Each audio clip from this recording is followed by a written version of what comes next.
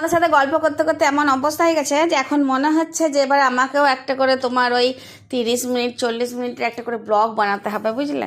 তো সে যাই হোক, এখন সবাই খুব তাড়া দিচ্ছে যে যেটা বলার সেটা তাড়াতাড়ি বলি তোমাদেরকে।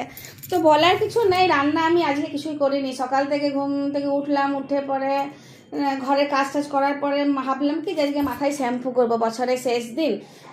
এই বছরে যত দুঃখ কষ্ট ছিল সবাইকে একবারে শ্যাম্পু করে ধুয়ে মুছে পরিষ্কার করে কালকে 1 জানুয়ারি নতুন করে বছর শুরু করব।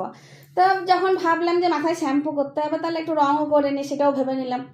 দিয়ে এবার রং যখন লাগাতে শুরু করবো তখন মা বলছে, পিউ আজকে মাথায় চান করিস না রে, এই দেখ পেপারে কি দিয়েছে। কী দিয়েছে বলো খবরের কাগজে? না, আজকে হচ্ছে সবথেকে শীতলতম দিন বছরে। তো আমি বললাম যে সে আর বললে কী হবে, রং লাগানো তো আমার হয়েই গেছে। আর তা করতে করতে আবার মনে হলো তাহলে বাথরুমটাও ধুয়ে নিই, তাহলে সব কাজই একসাথে হয়ে গেল। আর ঠান্ডায় একবার মাথায় জল দেওয়া বাথরুম পরিষ্কার গেলো, ভয়ানক একটা কঠিন কাজ হয়ে গেছে। গ্রীষ্মকালে তোমার যত খুশি মনে হবে যে মাথায় জল ঢেলে বসে থাকি বা বাথরুম সারাদিনই পরিষ্কার করব, কিন্তু শীতকালে একবারও মনে হয় না যে করি। তো এইসব করে আসার পর আমি ভাবলাম কি রান্না করব ভাবলাম। দিয়ে ওই যে এখন এই এসছে না, তাকেই জিজ্ঞাসা করলাম যে কি রান্না করবো বলো তো, ঠান্ডায় খুব কাঁপছি, চান করে এসছি মাথা ভিজে। তখন ও বললো যে স্যুপ করে নি। তাহলে স্যুপ বলো আমাদের খাওয়া যাবে, স্যুপ বিদেশেই ভালো। আর তারপরেই বললো খিচুড়ির কথা। তো খিচুড়ি তো আমি বেশি ভালোবাসি না, আর ঘরে কেউ ভালোবাসে না, তাহলে বহুমতের ভোট আমার দিকে পড়লো না।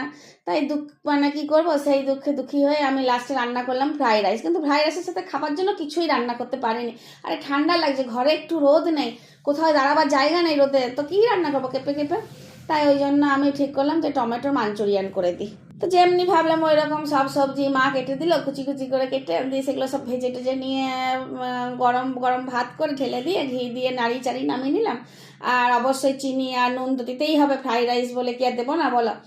আর এদিকে আমি টমেটোর বেশ ভালো করে মাঞ্চুরিয়ান বানাবো শুনে সবাই অবাক, কিন্তু আসলে কি ব্যাপার জানো, সবাইকে বছরের শেষে বোকা বানিয়ে দিয়েছি।